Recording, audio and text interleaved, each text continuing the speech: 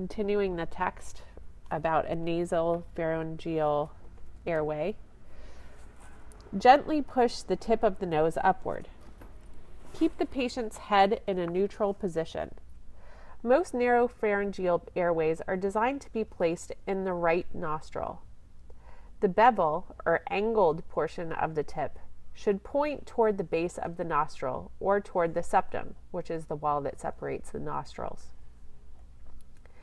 Insert the airway into the nostril.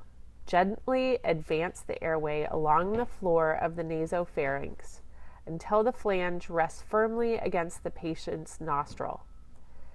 Never force a nasopharyngeal airway.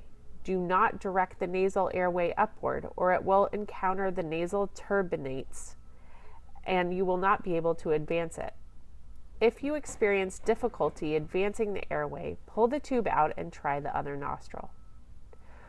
Oropharyngeal and nasopharyngeal airways can be a tremendous asset to the EMT when used properly. However, no device can replace the EMT.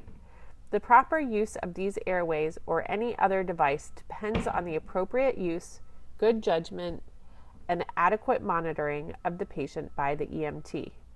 Note, do not use a nasopharyngeal airway if clear cerebrospinal fluid is coming from the nose or ears. This may indicate a skull fracture where the airway would pass. Oropharyngeal and nasopharyngeal airways help move soft tissue from the upper airway to provide a clear passage for air. To ensure an open airway to the level of the lungs, it is sometimes necessary to insert an endotracheal, or through the trachea, tube. Endotracheal intubation is an advanced life support procedure in which EMTs may assist advanced level providers.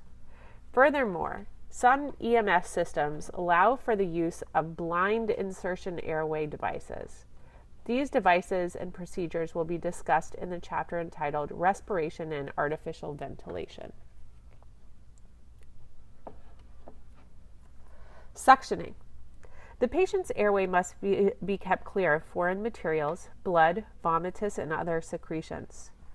Materials that are allowed to remain in the airway may be forced into the trachea and eventually into the lungs.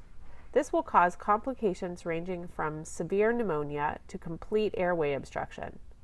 Suctioning is the method of using a vacuum device to remove such materials.